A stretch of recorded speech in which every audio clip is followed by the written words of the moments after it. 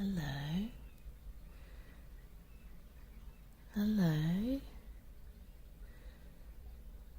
Are you tired, are you? Has it been difficult? March 2020. I gave birth to my first child. Nothing special about me. Almost 2,000 babies are born in the UK every day. But what happens if a global pandemic causes a lockdown with no access to social groups, childcare, or postnatal support, and you have a brand new baby? You must stay at home. In the 89 days between my child's birth and the government easing lockdown on the 1st of June, over 150,000 babies have been born into a lockdown world. As we clapped for carers and babies continued to be born in hospitals and homes, the Children's Commissioner issued a warning that there will be a spike in the demand for mental health and social services after the lockdown. In the worst cases, that children will fall through the gaps and domestic violence and neglect will not be picked up. That already anxious mothers will reach new lows. I spoke with the Children's Commissioner's team, a midwife, and 20 other new mothers to uncover the real impact in lockdown. Babies, toddlers, children in their early years do tend to be an afterthought. This is Harriet Waldegrave, Senior Public Affairs and Policy Analyst for the Children's Commissioner and author of The Briefing. So I think one of the worries at the moment is that there's so many invisible children. You know, as I was saying, social care referrals have fallen. We know, sadly, that domestic abuse and even possibly child abuse are going up, but that's not being matched in the referrals. So we want local areas to be proactively going out and saying, right, we need to be finding these children. Children's Commissioner is doing a big piece of work about the early years, but there's never really been for this government a really clear strategy or vision for the early years. There's so many different departments involved.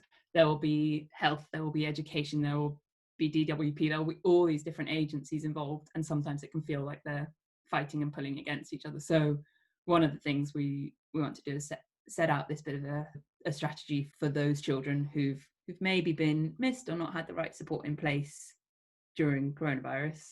We've produced a kind of local map of vulnerabilities so that local areas can get a picture of how many babies and children in their area might, for example, be living in homes with domestic abuse or other dangerous situations or risky situations. If you're unsafe at home, you leave, you're allowed to leave, you're supported to leave. People want that and expect that and appreciate that. I think none of this is only useful or relevant because of coronavirus. I think a lot of the stuff is stuff that actually we could and should have been seeing or wanted to see before. There's actually, there has been for some families some positive stuff about the new way of getting services. I think particularly for some younger parents where children's centres or health visitor appointments can be pretty intimidating. Actually, a video chat whenever they feel like it and when they're ready might be easier.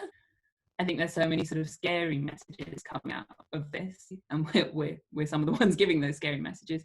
But that for a lot of babies and young children, this is actually amazing. What they want is undivided time with their parent, and they are really getting that right now.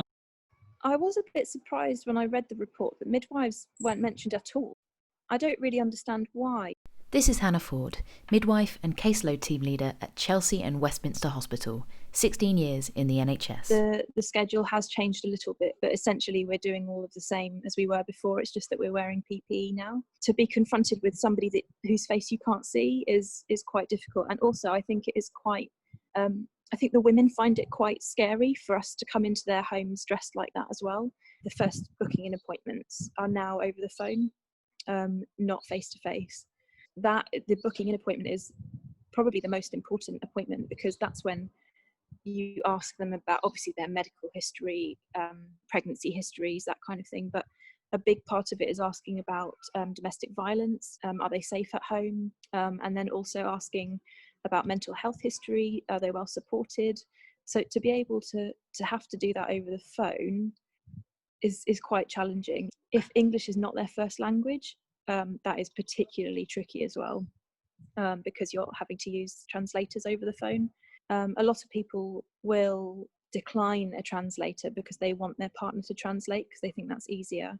officially we're not supposed to do that. Usually, if there have been any problems in the antenatal period, we will have done a referral to our health visitors. But at the moment, we're trying to discharge people as quickly as possible to minimise all of the contact. But if our women are only getting a health visitor phone call at around 2 weeks, we've really got no one to hand them over to. If we're discharging them at 10 days to then be left from 10 days until 6 weeks, a lot of problems can happen in that time.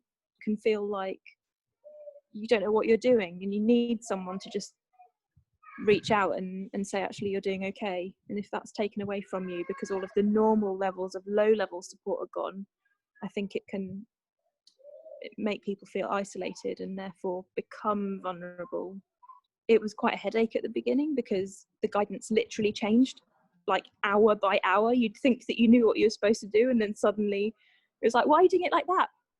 The guidance has changed, so it's like, but actually I think we've kind of settled into a new normal, and actually there are quite a lot of things to learn from it that we might keep as a result. What about the women who are raising babies in lockdown?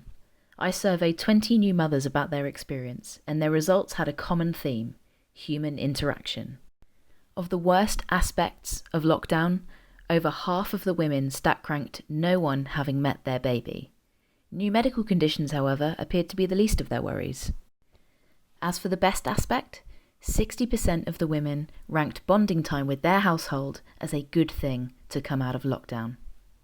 We know from the Children's Commissioner report that mental health issues are predicted to rise, and sure enough, 75% of new mothers said their mental health had been negatively affected in lockdown, with 20% saying it had been by a lot. As for taking your baby to the doctors, 80% of women said they were just as likely to go during a pandemic, and with a similar result, 85% of women said they were just as likely to go to the hospital with their infants. While the majority haven't changed their decision-making, there will be a concern for the 15 to 20% who said that the pandemic has made them less likely to go. So what advice can the professionals give new parents in lockdown? New parents I know are constantly worried about whether they're doing the right thing for their child. You're not a burden to anyone. You're not a burden on the NHS, you're not a burden on the GP, you're not a burden on the health visitor. Those are services there for you to help you, and you should feel absolutely happy and confident to make use of them and not feel any qualms about doing so. Do make the most of this sort of way of communicating. If you can join a Zoom group, great. So I think being honest about how you're feeling is really important. If you say to me, actually, Hannah, I'm really struggling, I'm not coping, I'm not sleeping, I don't know what, I need some extra support, then you kind of move up to the top of, oh, right, okay, great, well, let's plug you into different agencies. They might be a bit more hidden at the moment, but they're still available.